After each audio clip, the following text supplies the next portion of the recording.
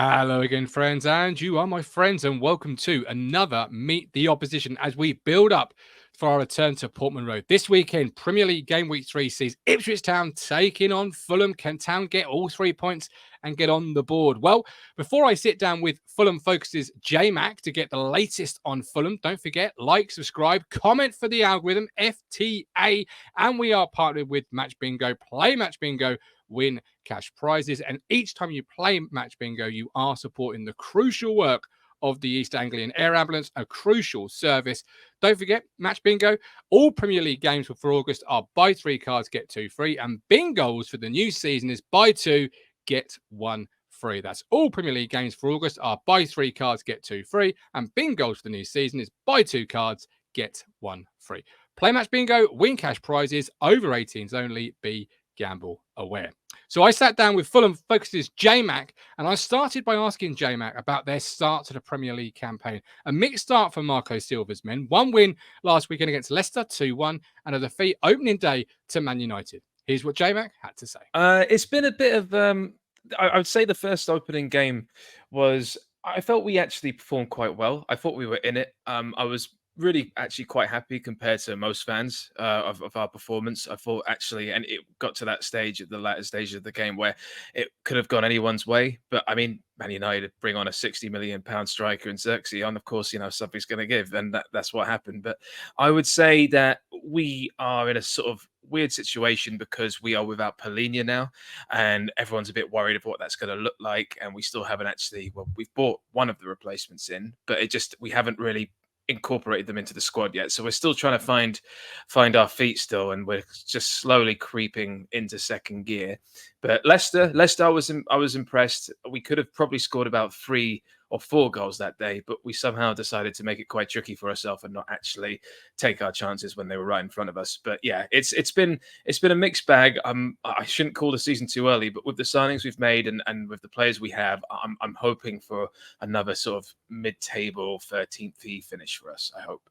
You mentioned that big departure there. How are you expecting to get over a departure like that? Well, I don't think you can, in all honesty, because with someone like Polina, with the stats he was providing, the tackles he was doing, there was no one else that was coming close. I mean, I think there was Vinny Souza for Sheffield United, who was doing those sort of numbers, but still nowhere near. And I think you can't actually replace him. So what you've got to do is try and find someone different. So try and find a different means of playing. And to do that, we've somehow thought that Sander Berger is the right idea, who's very physical, but also can play the ball forward quite a lot, which is something Polina wasn't able to do very well. Could make some passes and be good in transition and breaking lines, but just wasn't so good at being the sort of the playmaking, deep lying playmaker that some modern day defensive midfielders are now. So yeah, I think we're looking to try and change the way we are rather than actually replicate what we were with Polina, as hard as it may be.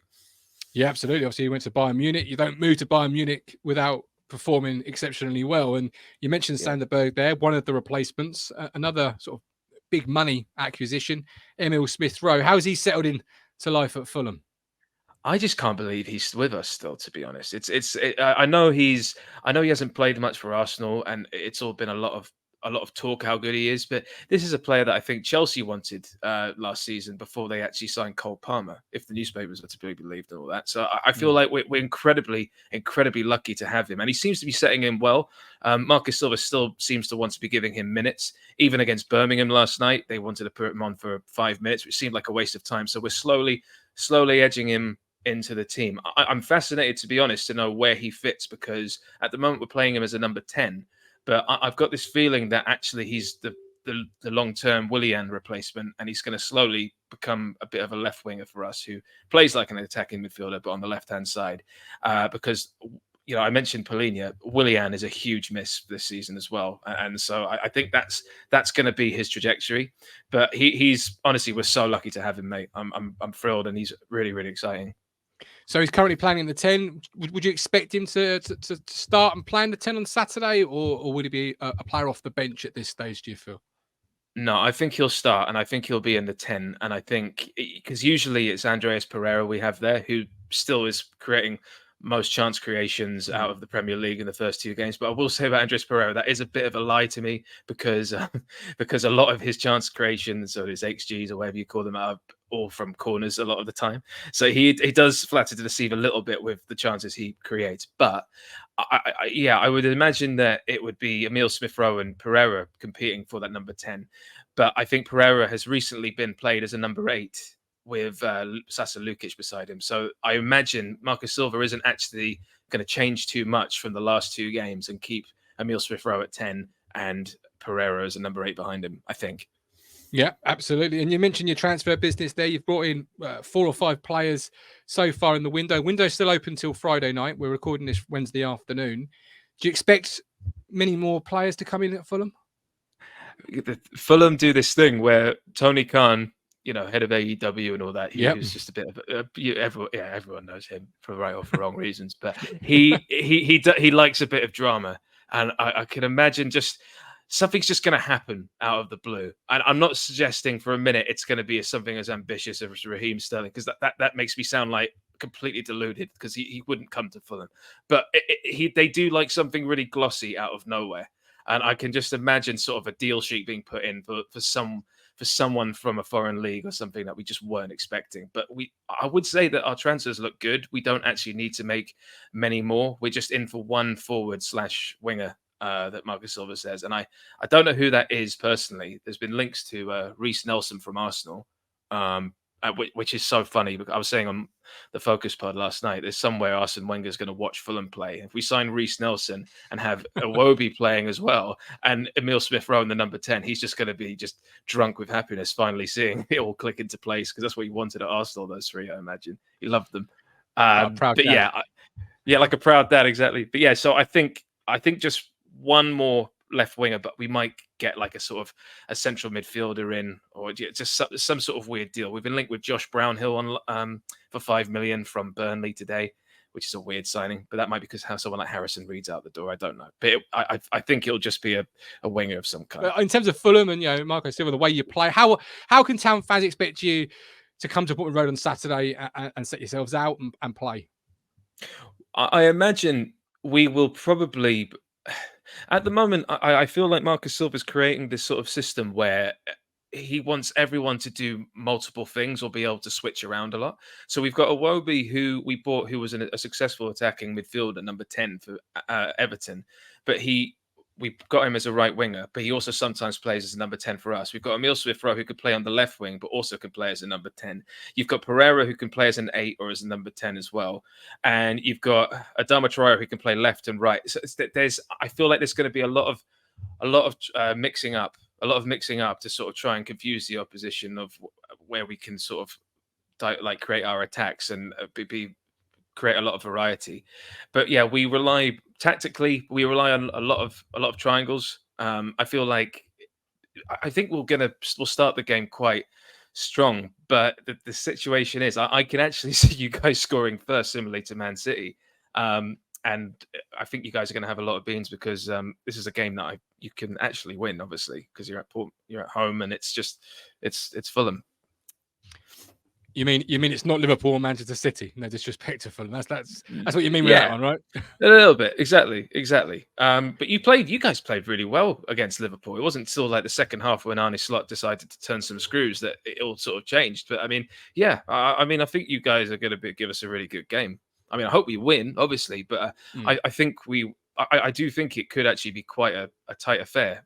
But in terms of how we play, I can see us starting off quite strong, but what Fulham like to do is sort of try really hard in the first few minutes, and then they start to sort of plateau a bit.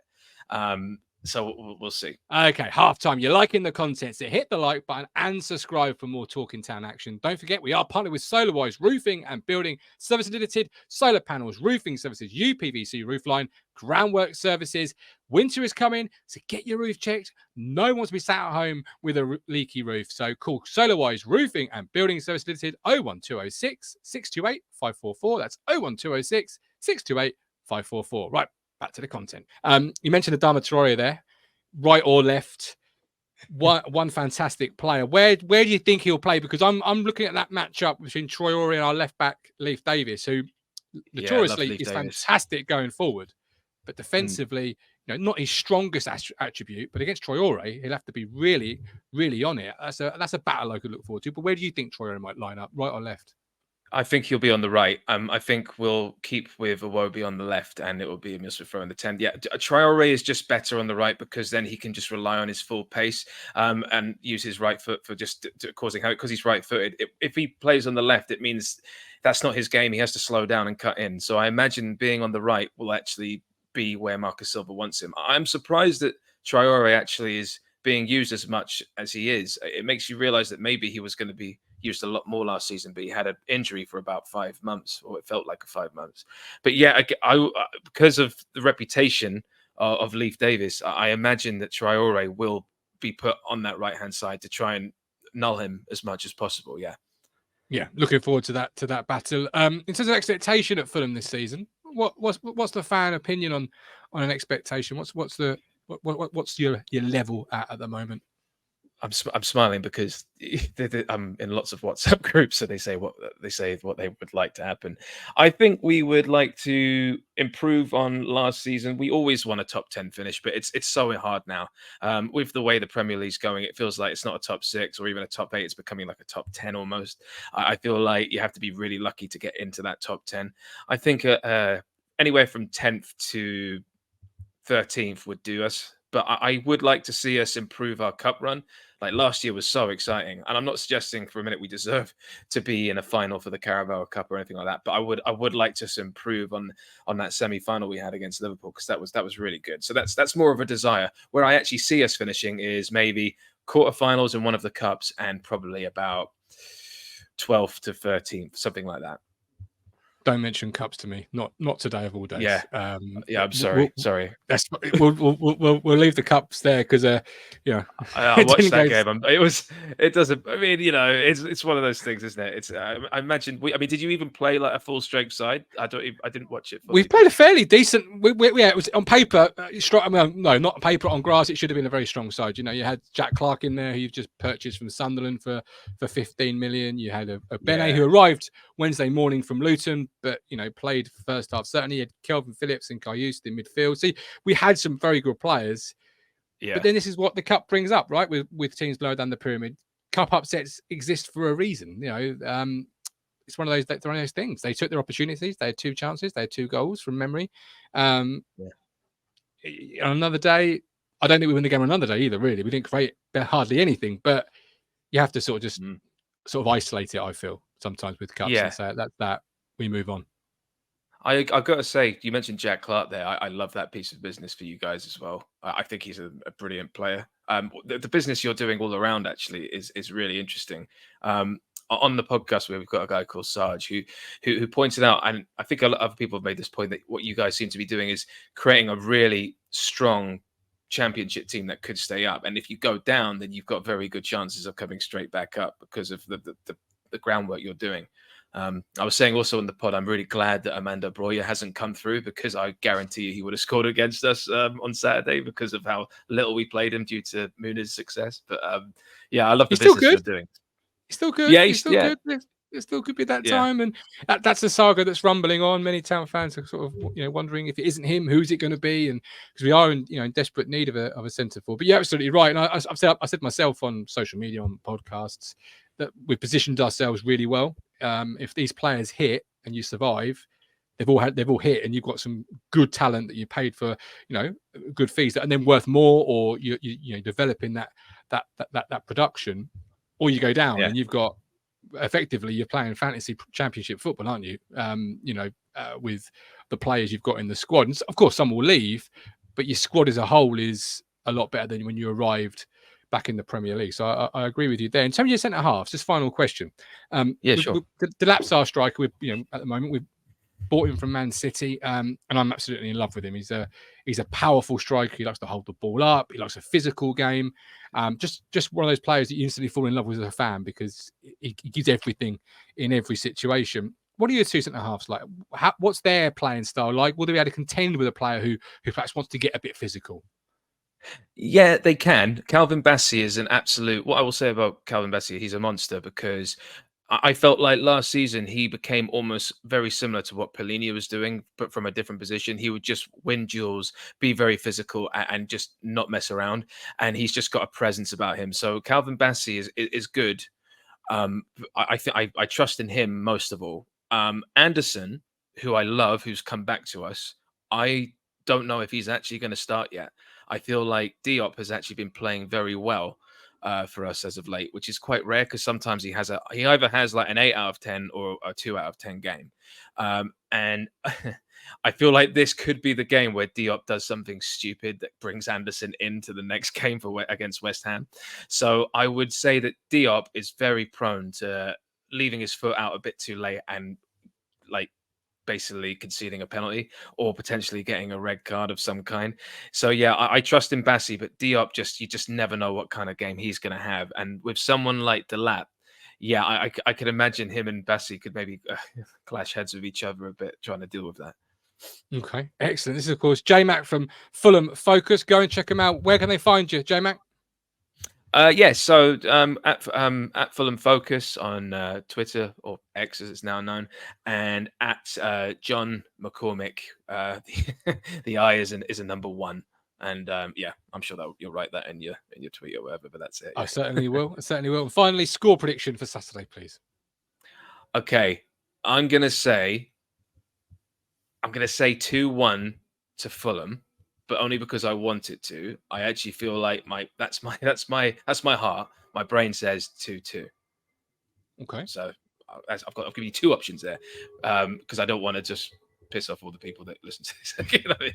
I don't want to think what an arrogant Fulham fan. You know what I mean? And there we go. Great chat with Jmac from Fulham Focus. Thoroughly enjoyed it. Looking forward to the game, and good to get some insights on Fulham. We are partnered with Stonemarket Osteopaths. Give Freddie a call. He's the governor there. Don't live life in pain. 01449613633. We are live this evening, 7:30 for our match preview, and we'll look back at last night's game against Wimbledon.